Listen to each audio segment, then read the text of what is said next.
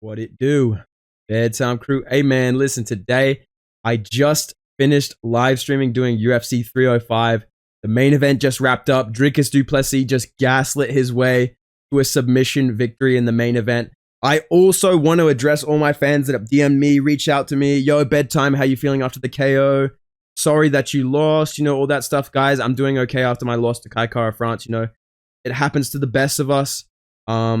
And I'll be back, man. I appreciate all the well wishes. I appreciate all the kind messages. This is my immediate reaction to UFC 305. Main event, prelims, all the big fights that I remember. Obviously, in the main event, Dricus du Plessis versus Israel Adesanya. What a great fight, man. What a great fight. I'm happy for the MMA guru. I'm happy for Lucas Tracy. This one was for Lucas, man. Because DDP was winging big meaty hooks.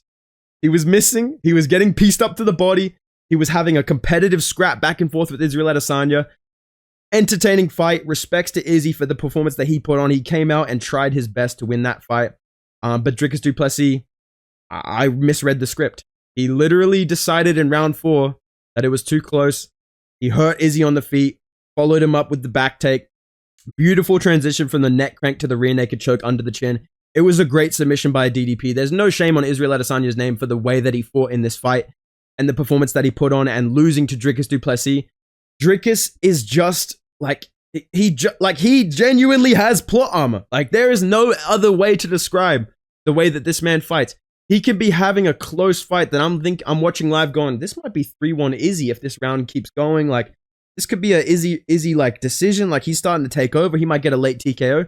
Dricus du Plessis tanks through these great body shots, tanks through the body kicks of Israel Adesanya, the lead uppercut, lands that blitzing, switching stances, kind of right hand that he found, and just the ability to grapple and take him down.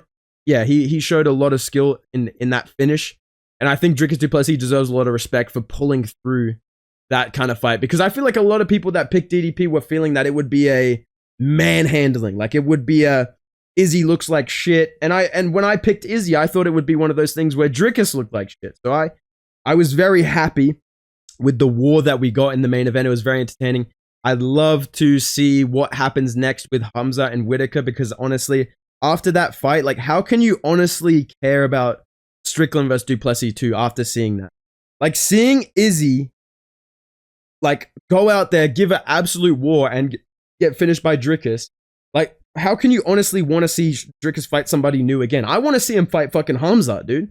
I want to see him fight someone like Imavov, dude. Like, I don't know. I think Strickland deserves it, but what I'm saying is Whitaker, Imavov, Hamza, I want to see him fight somebody new that's a different kind of matchup, that's not a primary striker per se. I know that's kind of Imavov, but you get what I'm saying. Yeah, I'm very excited about the future of this. I thought Izzy was going to retire. He did make a funny joke being like, I didn't manifest this, but yeah, he unfortunately didn't retire. But he looked good. He looked alright. I'm not mad at it. He could probably just piece up some jabronis at fucking middleweight, dude. Co-main event.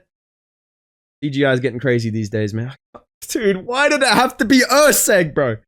Why did it have to be Urseg, man? Like, if you were there at the live stream, you can go watch the VOD if you want. I did my full reaction to this card. This was heartbreaking, dude. Why does it have to happen to one of the nicest guys in the UFC? Just one of the most stand-up, beloved UFC fighters in his hometown. It's just so sad to watch. I hope that Urseg can bounce back. I'm praying that this is not a Dominic Reyes downfall. Some of my chat was saying that to me, and I'm really hoping that's not the case. But in terms of the technical breakdown of it, I feel like Urseg looked good with his boxing combinations, but I think if he had mixed in a couple more takedowns, it might have made it a bit harder for Kai Kara-France to time him with the right hand, because once he caught him the first time, you could see that Urseg was not going to recover from the follow-up when Kai Kara-France followed up again, let him stand back up, caught him with the right hand again, and just sat him down against the fence. The body language and just the follow-up punches. Yeah, it was a pretty good timed knockout by Kai Kara-France. I'm not super interested in seeing him fighting for the belt, but he is a tough matchup for Pantoja. I just feel like Pantoja is another guy like Dricus who has fucking plot armor. Like, I just feel like Kai Kara-France, yes, good takedown defense, good power, good striking. Somehow, some way, he will lose to Pantoja, even though he should beat him, right? But yeah, sad for Steve Urseg. Kai Kara-France, it is what it is. This was my best pick of the night. I'm happy with this. I don't care about any other pick. I picked Dan Hooker over Mateus Gamrot. And this was a great fight. This was very entertaining to watch. The way that I would describe this is how you fight a grappler.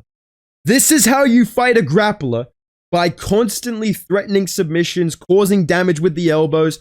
The way that he stuffed takedowns was great as well. He hurt him with the right hand early on in round 1. I gave round 1 to Mateusz Gamrot. If anybody's wondering how I scored this fight, I gave the first to Mateusz Gamrot because he dropped Hooker with the jab, followed up with ground and pound, good grappling as well, caused a big cut. I know Dan Hooker hurt him at the end of the first round, but I feel like even though Hooker was closer to finishing the fight in that round, Mateusz Gamrot had more sustained damage and more time controlling the fight in that round. So I gave the first to Mateusz Gamrot. The second and third I gave to Dan Hooker just based on stuffing takedowns, elbows to the side of the head, causing visible damage, the body language, the pressure that he was putting on Mateusz Gamrot, just making him back up with his hands, like kind of in that Sean Strickland, iCarly stance. I feel like Dan Hooker put a really good pace on Gamrot, and honestly, it was weird to see Gamrot look kind of tired. Like, I know he probably wasn't that gassed, but am I the only one that felt like Mateusz Gamrot looked kind of gassed after the first couple of exchanges in the first round? I don't know if that's jet lag or just Dan Hooker's actually Charles Oliveira 2.0, like I said, but I'm very excited about this division with Gamrot not really being like promised a title shot. I like Gamrot, but I think Hooker is more exciting for the division because we get to see a big fight for Justin Gaethje, Charles Oliveira, Dustin Poirier. We're getting, like, he can fight all 3 of those guys, get them back into title contention, and we get an exciting matchup. If Dan Hooker beats one of them, it's going to be an exciting fashion. So I think that with Dan Hooker in the top 5, lightweight's a little bit more interesting. I know a lot of people really doubted Dan Hooker, but I'm happy that he won. I feel pretty smart that I picked him. I wish I fucking picked Dricus, though. But it is what it is, dude. It was a great fight. This was one of the most hilarious fucking fights I've ever seen. Before I talk about how funny this was, the fucking judge, look at these numbers on the screen right now. The fucking judge that gave Tai Tuivasa a 30-27, hand over your license, get on a plane, go back to America, go back to the fucking UK, wherever the fuck you came from. You're never reffing a fight in your life again.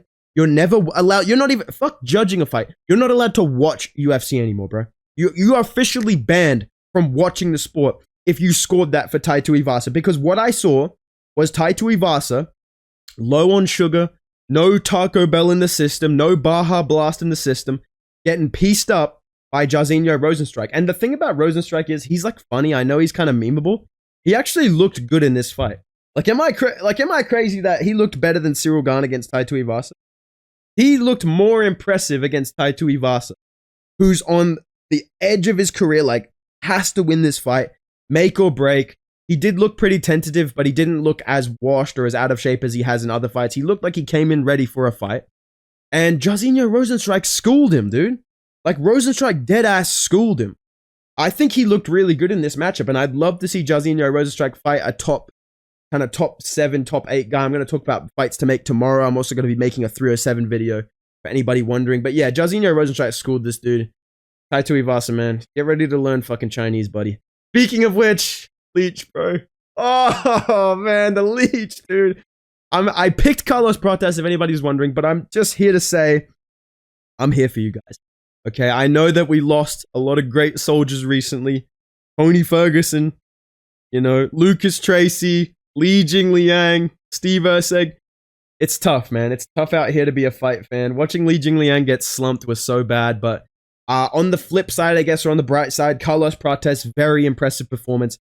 I know other people have made this comparison, but I just want to say now, this guy reminds me of Anderson Silva, the way that he fights, the way that he attacks the body with knees, the way that he'll move his hands around and snipe you with hands and glide out of there with like kind of a Philly shell. He really does remind me of Anderson Silva. And as his record gets better and better and better, even the fact that he came into the UFC with kind of a up and down record, like he looks flawless in some fights and then you look and he's lost to some journeyman.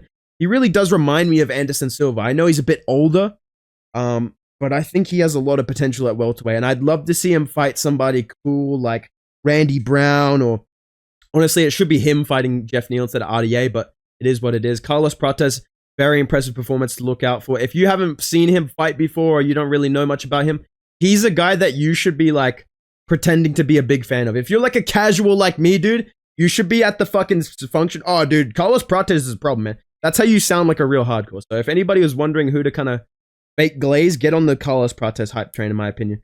Headlining the prelims, Volta Walker. I mean, this guy CJI was not in Perth. This guy thought he was at fucking Craig Jones Invitational. This guy pulls out a heel hook and gets a submission. Now, a lot of people were complaining about the stoppage.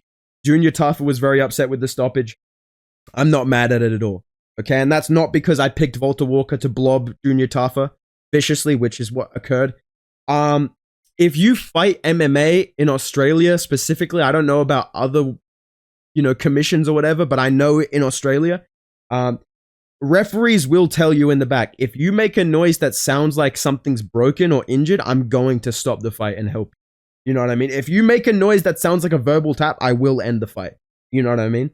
MMA, jiu-jitsu, those both apply. And Junior Tafa, you heard him yell. You heard him reach for the leg. It looked like a tap. I'm not mad at the ref at all for stopping that. That was a nasty submission. The only thing that makes it sort of questionable, in my opinion, is the fact that it was right at the end of the round, which I can understand people kind of being mad about. But yeah, I'm not mad at that finish because he did verbally tap. Like, he didn't say tap, but he made a noise as if his knee was getting blown apart, and it probably was. So yeah, Volta Walker got a big win. That was pretty impressive. Josh Coolabell got robbed against Ricardo. No, I'm just kidding. Casey O'Neill won her fight. Herbert fucking Burns, bruh. Herbert Burns. File some applications. Text Muhammad Bakayev. Yo, bro, where are you applying to? Let's work the same shifts. It's done, bro. Herbert Burns. Pack it up, bro. Jack Jenkins put on an absolute masterclass. A lot of you guys DM me. Yo, Jack, congrats on the win. Thanks, guys. Okay, I knew this was possible. I knew the Jack Jenkins masterclass was coming. And I was very, very impressed with his performance. I didn't like how easily he was taken down, especially early on. That was very fucking concerning. But outside of that, good shit, Jack Jenkins. Congrats, bro. Reply to my DM.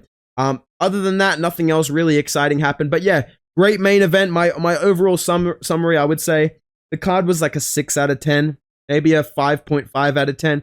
Hooker versus Gamrot was a great fight. Main event should be fight of the night. That was a pay-per-view saving finish to the card. If Israel Adesanya had just glided to a boring decision, I think the card would have been like considered a lot worse. But Hooker versus Gamrot was a highlight. Prates was a highlight. Dricus du Plessis versus Israel Adesanya was worth the price of admission. I was very happy with that main event. Great fight, great performance from both of those guys. I think Dricus' striking looked a little bit worse than I thought it would, especially with the body shots. I think he got exposed as a bit of having a bit of a susceptibility to that because he high guards so much. Like, he puts his elbows up really high to block. So I don't think Strickland will fucking do anything about that, but I'd love to see Whitaker fight him again because I know he will. And I think even a guy like a Mavov would be able to go to the body on Dricus. As for Israel Adesanya, he looked good, but you can tell he's kind of declining physically a little bit. He looked a bit more gassed in round 3 and 4. He looked a little bit slower when it came to getting back up off the ground or defending takedowns or just even scrambling. Like, he sprawled really well on takedowns and he did get up well. He made decent decisions in the grappling, but I think Israel Adesanya has definitely shown he's declined a little bit. So I would like to see him fight somebody a little bit further down the rankings, like fucking Roman Fraudlidze, and get a free win or something like that, dude. So Israel Adesanya, not too bad of a performance, but yeah, definitely Dricus came in and proved that he's the new kind of dog in the yard, and he just pissed all over the cage. But yeah, good card overall. I would say 6 out of 10. Main event clutched up. Prelims were decent. Hooker versus Gamrot was amazing. I'm happy that Dan Hooker won. I feel like a genius. And I appreciate all the people that have subscribed to the channel. We just hit 45K. And I appreciate the people following me on Instagram and Twitter right now, the people that came to the stream. I really appreciate you guys. New videos will be dropping every single day. I've got a lot of cool shit lined up for you guys. So I'm going to be pumping out videos every fucking day for you guys. Have a good one, you guys. Let me know what you thought of the fights in the comments down below. See you in the next video, man.